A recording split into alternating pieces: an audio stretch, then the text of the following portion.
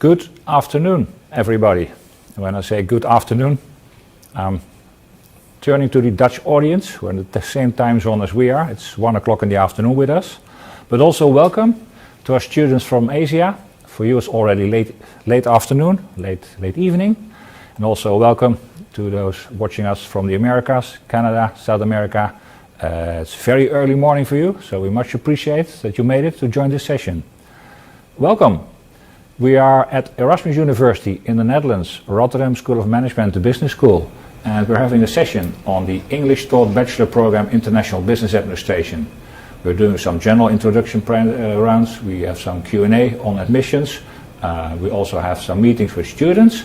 But for now, we have an interview with a former IBA student, an alum, as we say, Micky Chen, who studied with us a couple of years ago. Micky, can you shortly introduce yourself and can you tell us when did you study exactly with us? Of course, thanks Adri. Hi everybody, my name is Micky. I studied IBA in 2010, graduated in 2013, so it's been a while, but I'm excited to share my story. Maybe just as a starting question, was it easy to find a job after you graduated, or did you do a master's between Bachelor and entering the labor market? I did do a master's in between, 1 year's master's, a bit more technical. Which one? Information systems, it's called. So this is where you learn how to build applications. Yeah, and I had no problem finding a job, which I'm sure none of the IBA people did. Maybe we'll talk about that a bit later. Can you tell us what you currently do for a living? So I currently run my own tech startup called Minite Works. And this is a digital platform where we are connecting ambitious university students with very inspiring companies so that students can build their CV and contribute on a part-time basis, apply their classroom knowledge to actual practice, and so that organizations can have access to affordable talent as well. Okay, so you kind of left us to start up your own company. But at the same time, you're still aiming at students. So there's kind of a clear link between your past and the present, so to say.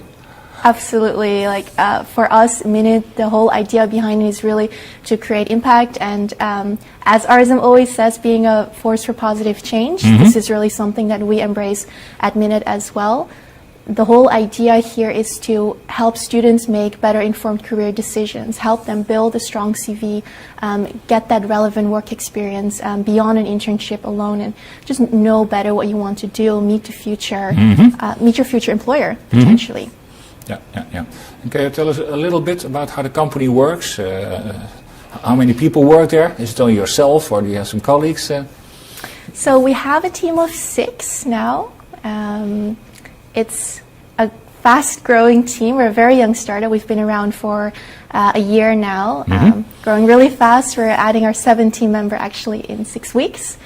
So yeah, it's going well. I'm happy. In terms of the platform, we have a little over 500 students now, the majority from RSM, the majority of IBA as well. And in terms of companies, we have, I think, 40 to 50 really exciting startups and scale-ups that are all in on this mission, so very happy. And who is in charge of the whole thing? Is that you? Yeah. So I might call you a CEO, or is that I mean, on paper, yes, but of course we are a very small team. We are 6 people, and so for us, honestly, it really doesn't matter whatever your title is. Yeah, but still I'm curious, how does it feel to be a CEO?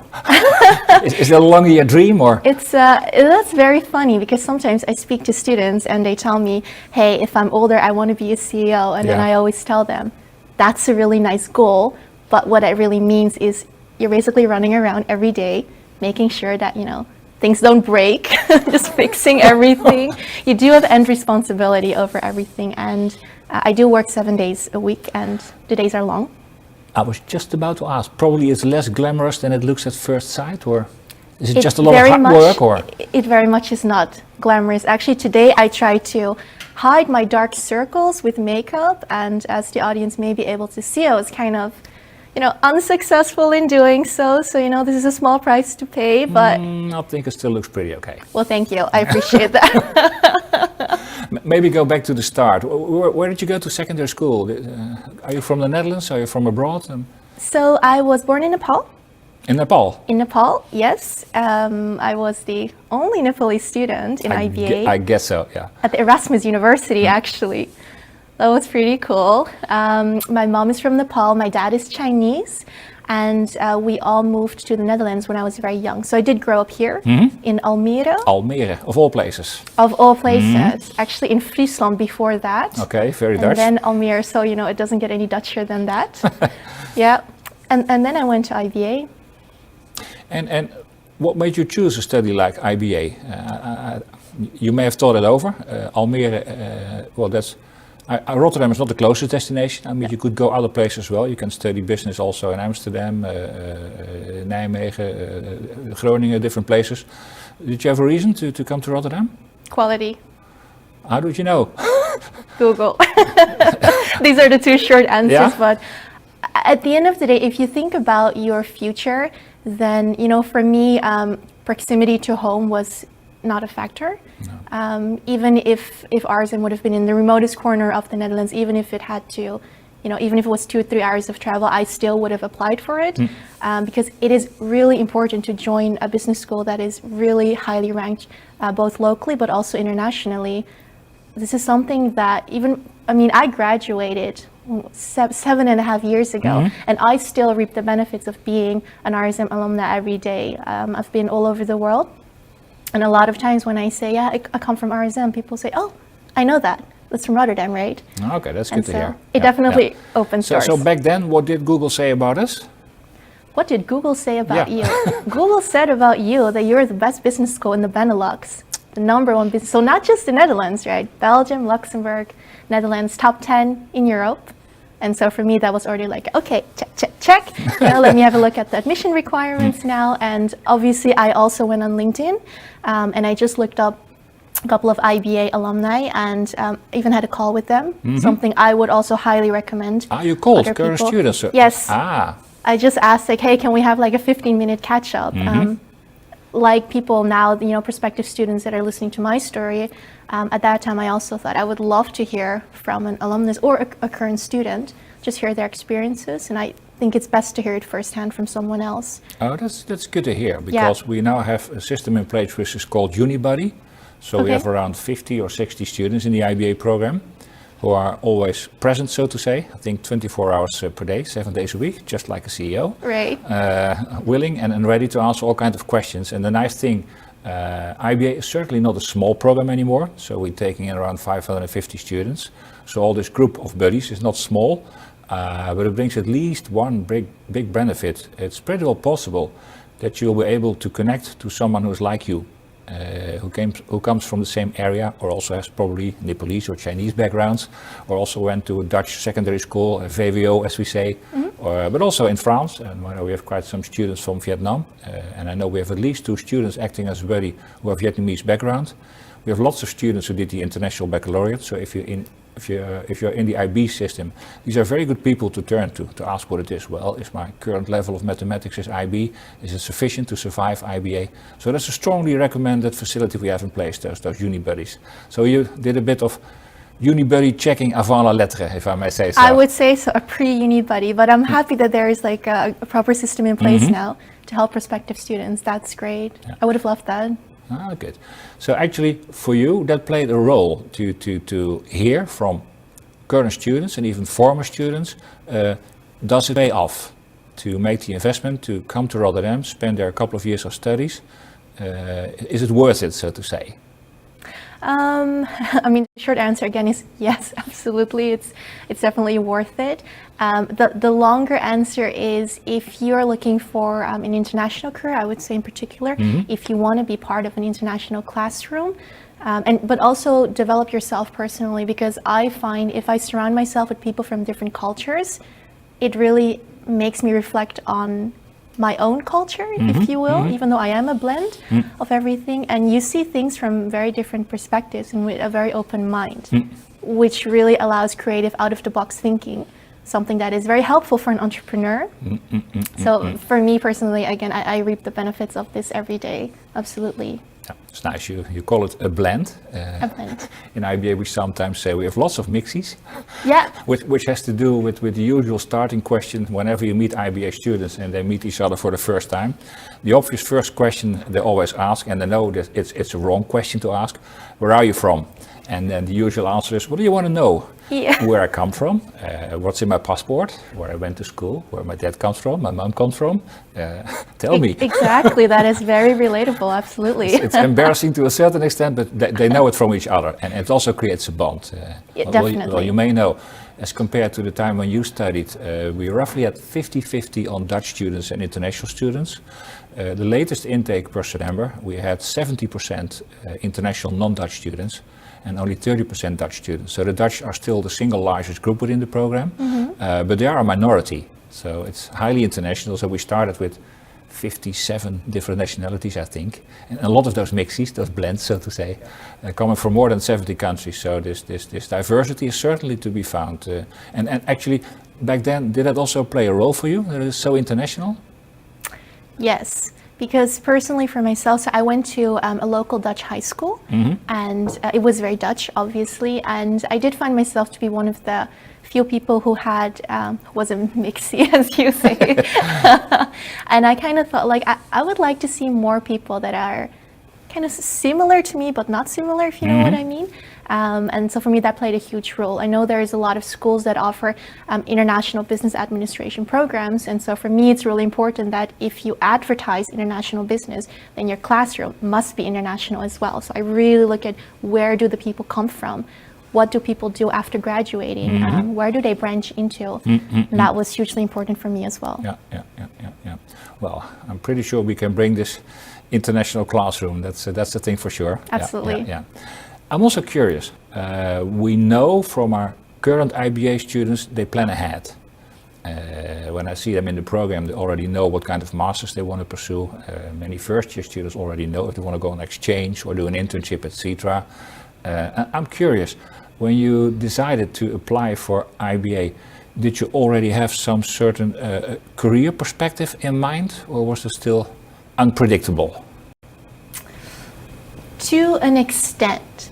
I did not know that, I would be running a tech startup 8 years later, but I don't think anyone can see that far ahead in the future. But I did know that I wanted to move into the tech industry, something that has always fascinated me since I was younger, but also that I wanted to move into business. So for me, these two kind of went hand in hand. But when you think business, obviously it's so broad, right? Yep. It's like, what is business really? And there are so many facets of business that we must learn first academically before really being able to implement that into a business. And so when I had to look at the curriculum for IBA, I thought, okay, there are so many almost like stepping stones, I'd call them, but really like a strong, solid foundation of business that you get at the end of those 3 years.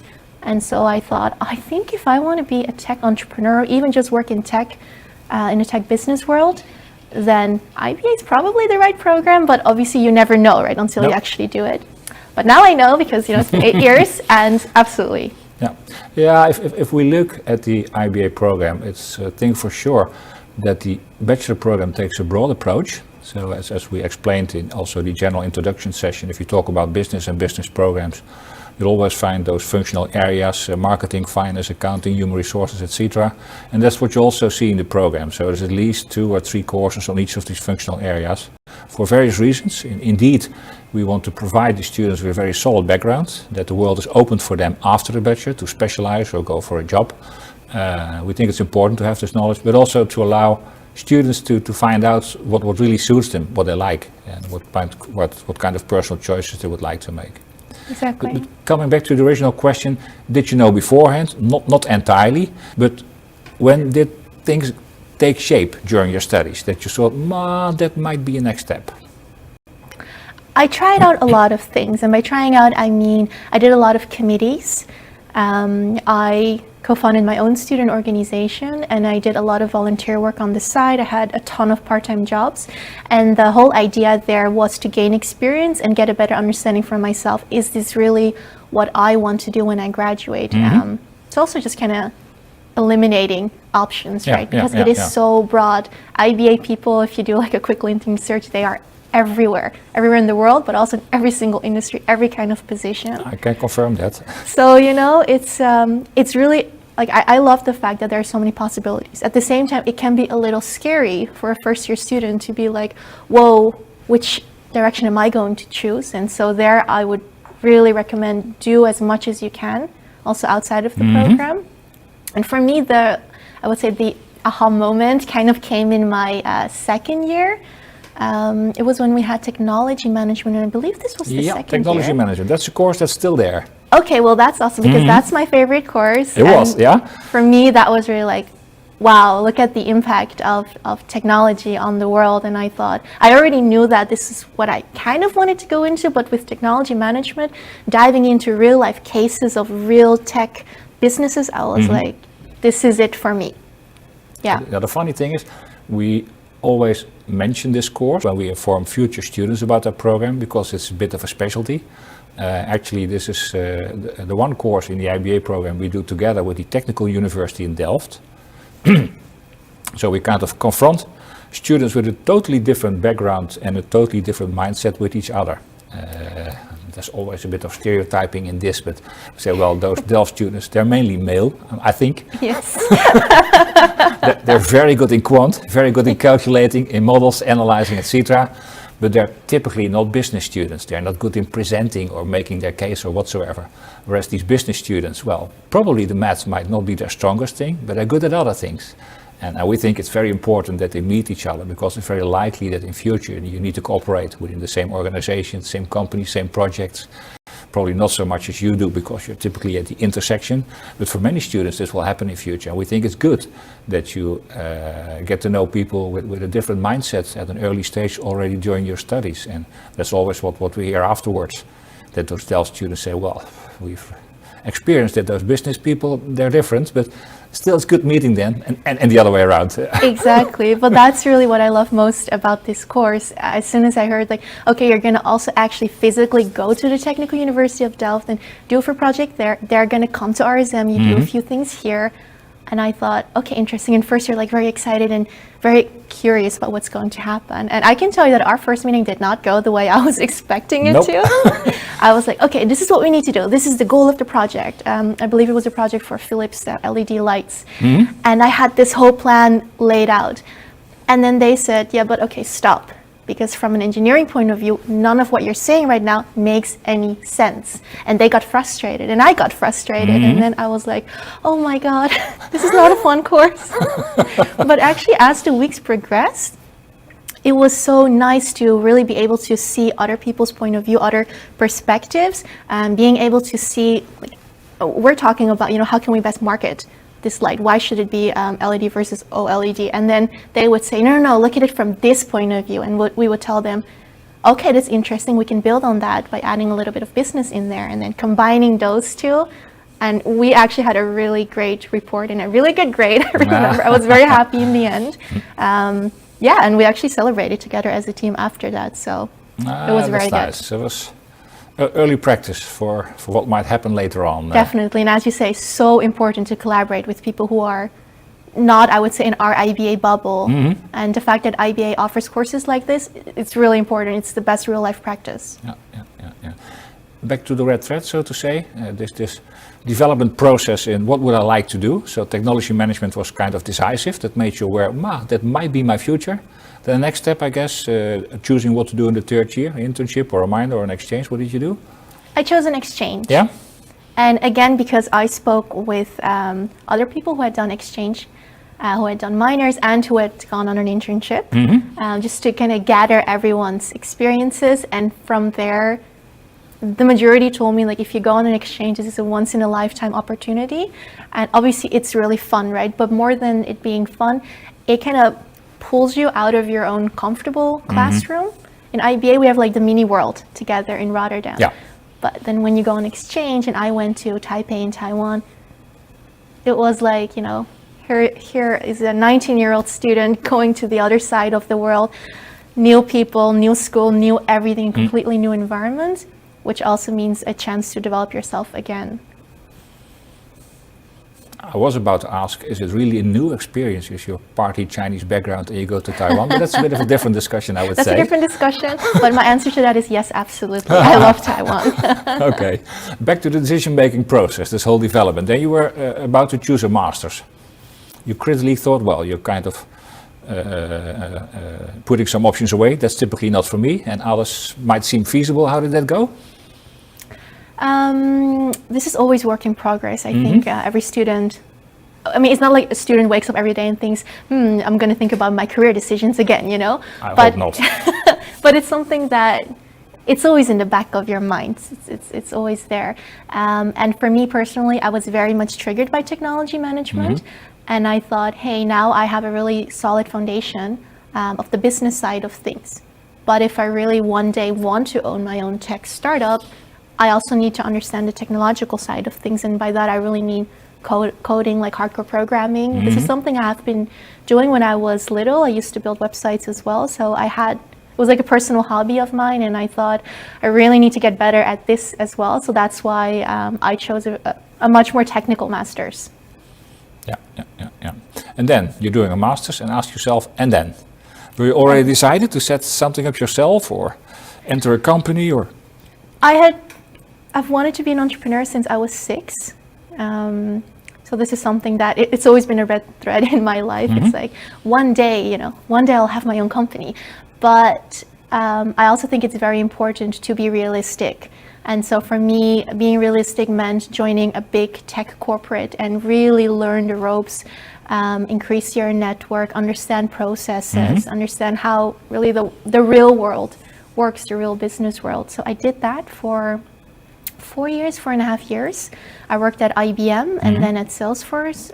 Salesforce is one of the most innovative companies in the world. And so it was an amazing learning opportunity to be able to work there. And how was it to get to this first job? Was kind of fighting yourself in, or? I mean, I don't know about the competition, of course, but for me, my first job was IBM. Yeah. I applied, I think, 6 months prior to graduating. And this, at the time, IBM was my dream company because, I was obsessed with computers. And when you think computers, you normally think IBM. They also did a good job in brand image, I would say. They did a pretty good job with that, definitely. And they had so many awesome solutions. I won't dive too deep into it, but there was one story about a cow that really, for some reason, fascinated me, and that I also used in my interview, which is actually how I landed the job. But I think, again, that's a story for another time. But this is also something I learned in IBA, thinking creatively. I think there was probably a lot of competition for this job. It was a management traineeship. Traineeships are often highly competitive.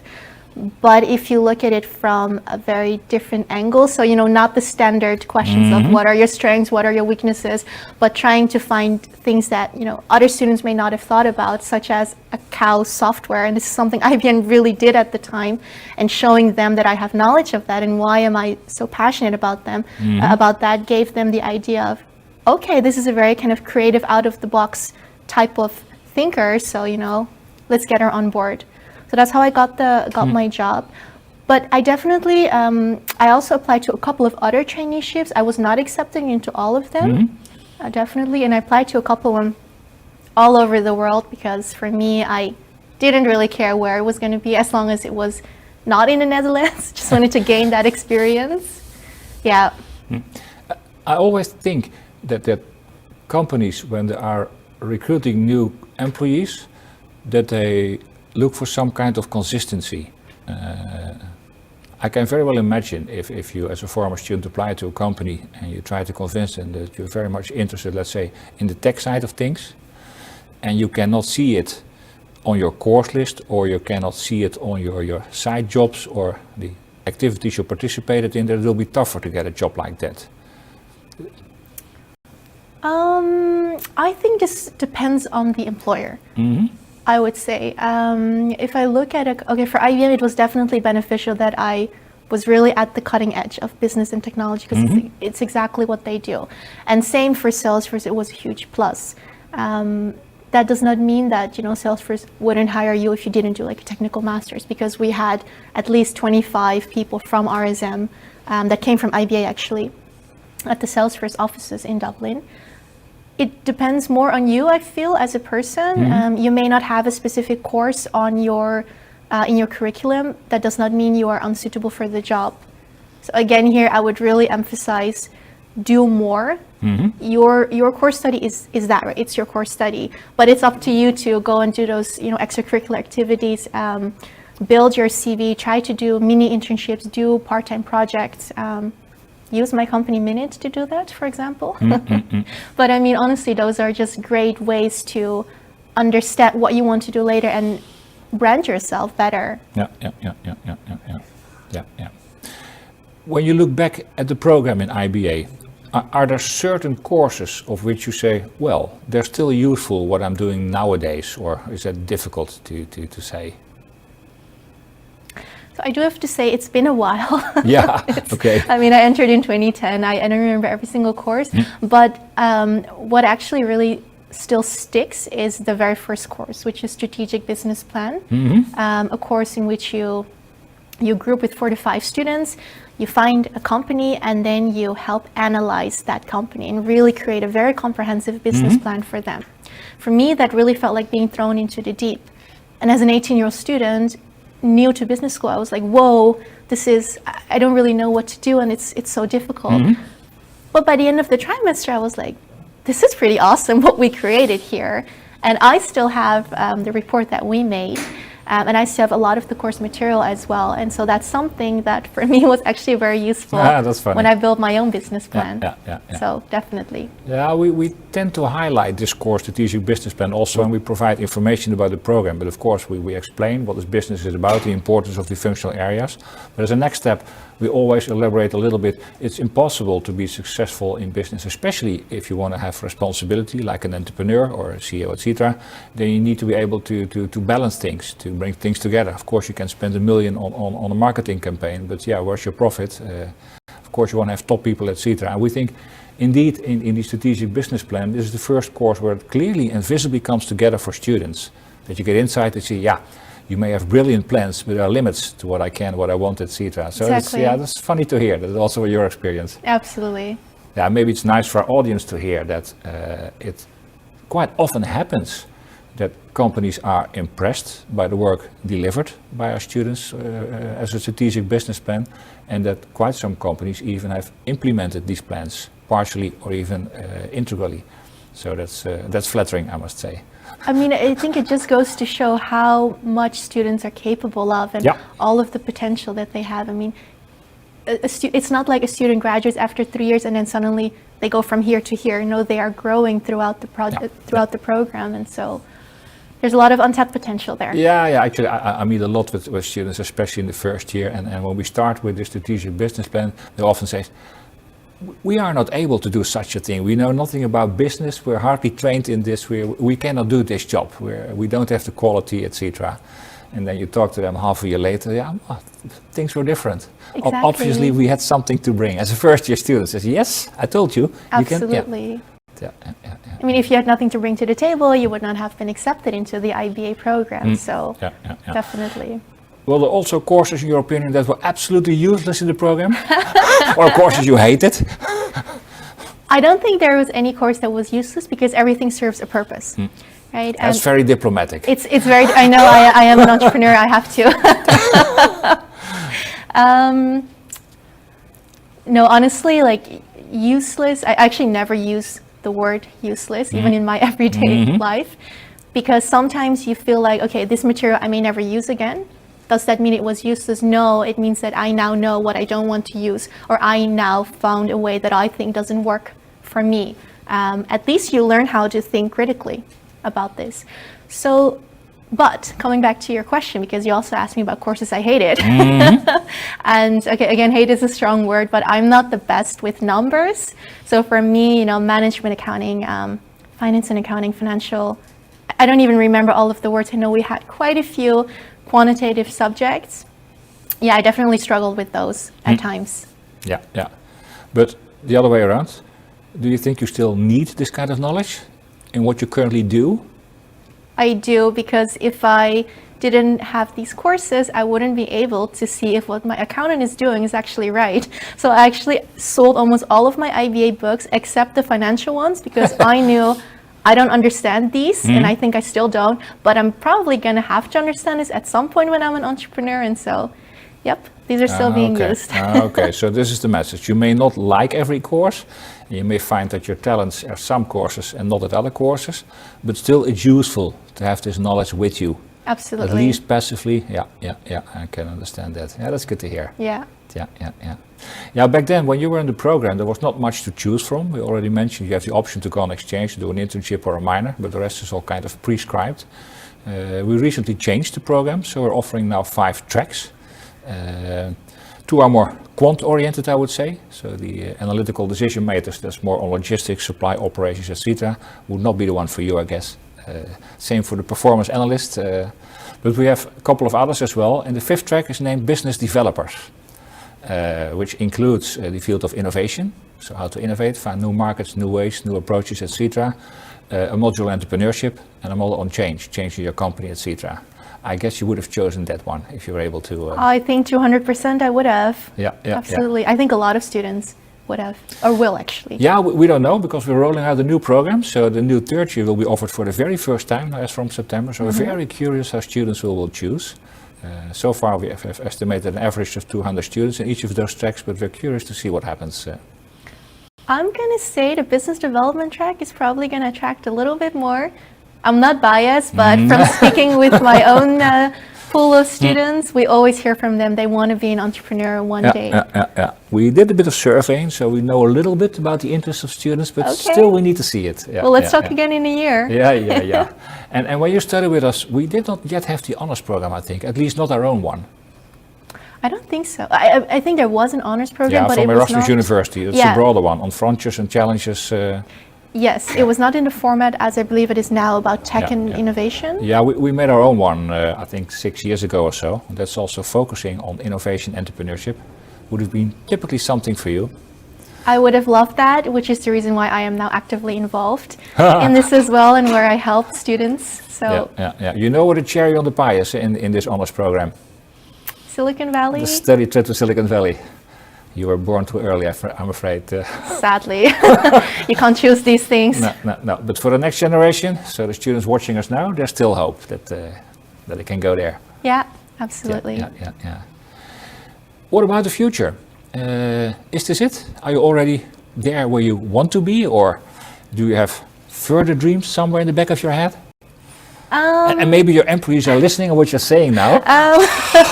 Yeah, which is why I'm thinking hard about how to phrase this. No, I'm just joking. I mean, I'm 28, so for me, it doesn't feel like this is the end goal.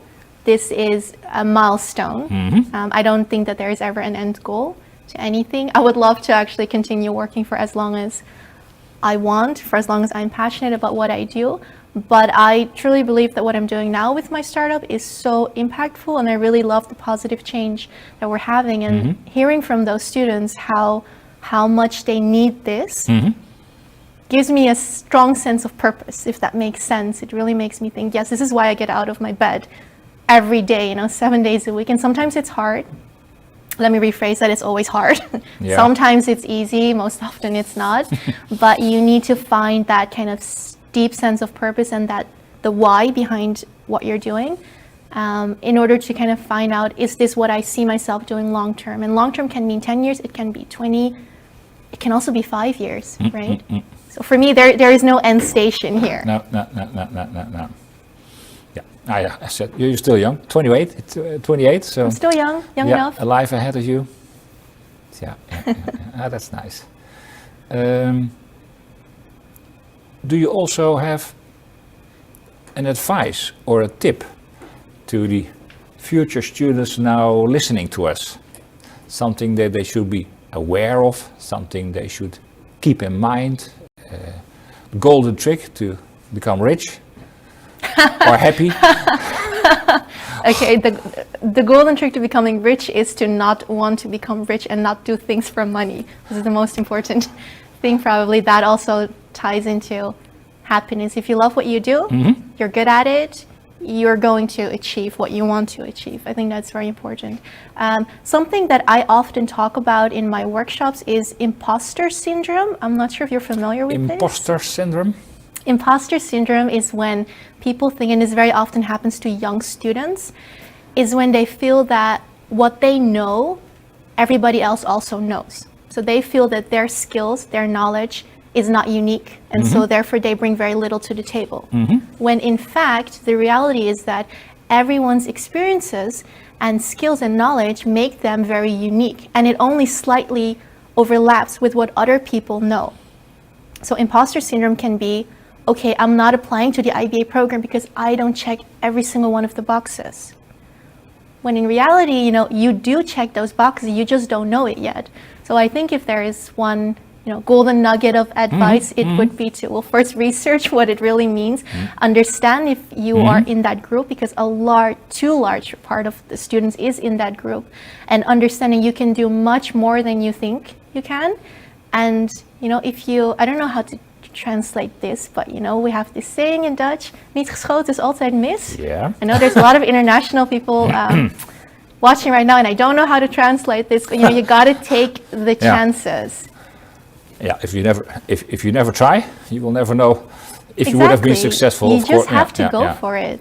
But I hear you saying you should be aware of, let's say, your uniqueness. And although we're many students, many people in this program, you bring a specific personal profile, that's yourself, and that's your future capital. You're kind of encouraged to discover what your capital is, what your different unique blend of capacities, of knowledge is, and then you'll find a place. I really think that this is the starting point. For me, I also, when I was 18 and I joined, I was like, okay, I don't know what I'm bringing to the table, most of actually all of my peers, we were all like, okay, we're just in this program. But then as you progress through the program and as I progressed through my corporate career, I started thinking, and I started looking back, and I thought, actually, there was a lot that not just myself, but all of my friends are bringing to the table. But it's up to you to understand and discover what that is. The sooner you know what your unique selling points are, the better you're capable of not just recognizing them, but I would say exploiting them to your own benefit. So you can get the job that you want. So you can get into that master's program, get into that bachelor's program. Honestly, this applies to almost everything in life, but understand what you can do and what you're good at and what makes you different. So here you're saying you have a lot of strengths, a lot of potential. Go find out, explore, discover. Explore, and the more you try, and that's something I've done as well, do those extracurricular activities, take on part-time projects, even things that you may think, I'm probably really not going to like it. How do you know that if you haven't done that? So just go out there and try it. Maybe you will love it and maybe you're really good at it. And just really try to work on yourself as much as you can. I can't stress it enough. Yeah, clear. I would say that's very clear. I have one final question. I heard you mentioning 2 times about the mission of the school. The mission of RSM, we want to be a force for positive change in the world. Yes. When you studied with us, that mission did not exist yet, but still your appeal to it, what's that? You like it, or? I mean, of course I like it because it's almost like our slogan as well now, but more than liking it, this is linked again to feeling a sense of purpose. In the corporate world, I did not always feel that. Though what we did at IBM and Salesforce was very much impactful, I did feel like I was part of a very large group, and I would always think, what is my individual contribution to all of this? Yes, there is a contribution, but could I contribute more? And I kept running into this slogan of RSM, probably through targeted advertising on Instagram, but I kept seeing it and I just thought, okay, this is kind of almost like a little sign, I want to do more and I want to be that force for positive change. How can you do that?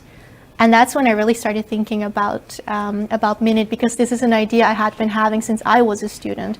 I thought, hey, I need to find these part-time projects and work with different companies, but who's going to give me that chance? And then in the corporate world, I met so many companies who said, I need a young, ambitious student on a part-time basis, but where am I going to find them?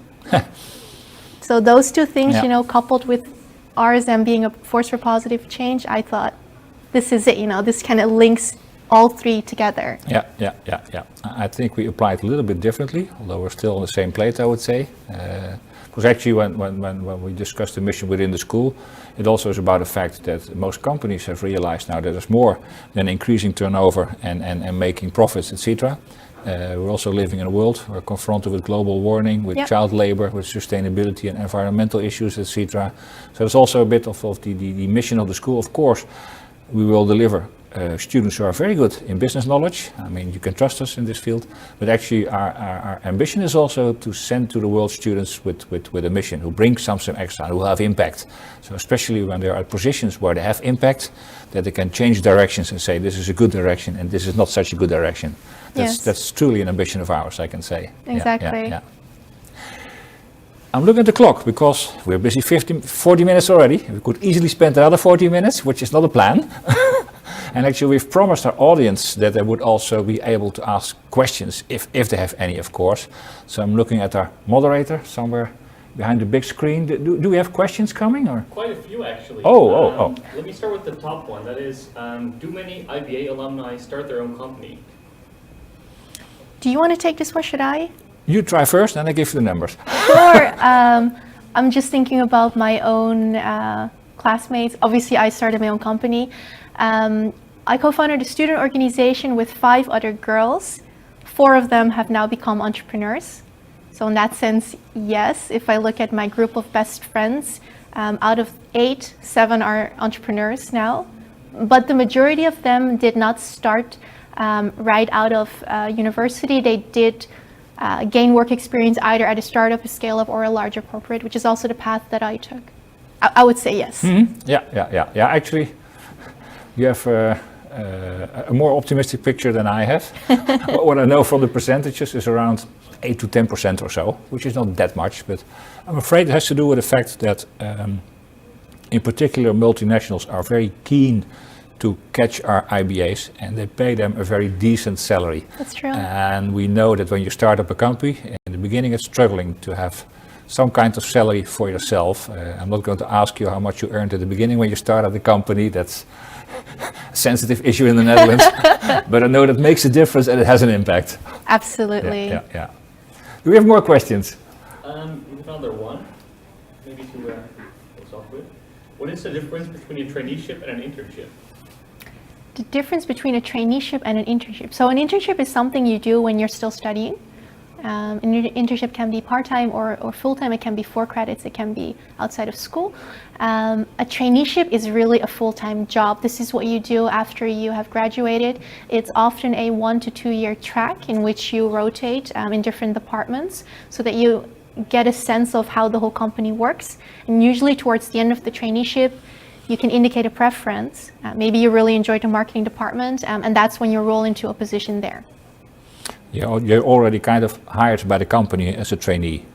Oh, so you're absolutely... promised to offer you a contract, so to say. Yes. You're in different positions. What I know from the traineeships, also from my own son, who also did a business study, you do all different departments in the company. You start at the bottom, so to say. So we started driving around with a van delivering beer bottles, but that's a different story. But you're also in the tech and the data analysis, etc. towards the end. It's a great chance. If you're offered a chance to do a traineeship, I would say take it. I guess you're the same opinion. I would say take it. I'm even considering adding traineeships to my own company. Mm-hmm. Because as you said, multinationals love to grab IBA talent, as would I, which is a lot of people on my team are from IBA, but we're considering doing the same. So yeah, highly recommend it. Another question is, how did you find your exchange period? I loved it. Short answer. I spent 5 months in Taipei. I made so many new friends. I actually did a lot of financial courses because I didn't like it. Honestly, don't ask me the reasoning behind it, but I thought maybe at a different school it will be different. So I did a lot of insurance courses, which were really fun actually. I traveled a lot throughout not just Taiwan, but through Asia. But the biggest thing is that I learned a lot about other cultures and my own. And it really made me, I would say, a better entrepreneur now, a more creative entrepreneur. Yeah, actually what we know from exchanges, the courses are fine, but we think the added value is truly in the fact that you're somewhere else on your own. Yeah. That's quite something of you is required with regard to persistence, discipline, planning, etc. That's the big thing, I would say. Absolutely. I'm looking at the camera team if we still have time to answer some questions, yes or no? We're past time. One final short question that we can answer in one short sentence, and then we need to be done. How manageable was it to have part-time jobs next to IBA? The more you do, the more you can do. I did a board year, a full-time IBA. I did 3 committees, and I had 3 part-time jobs at once. And first I thought I was like, half dying, but actually when you take it on, somehow you find a way. So it was doable. Okay, thank you. With an eye on the clock, we really need to stop because we're preparing a next session. I would like to thank you, Micky. I think it was very informing for our audience to hear about your story. That's great. I would say so. Thanks to the audience for being with us. I wish you success in making good decisions for the future. Make a wise decision, that's an important one. Thank you for being with us and have a nice day.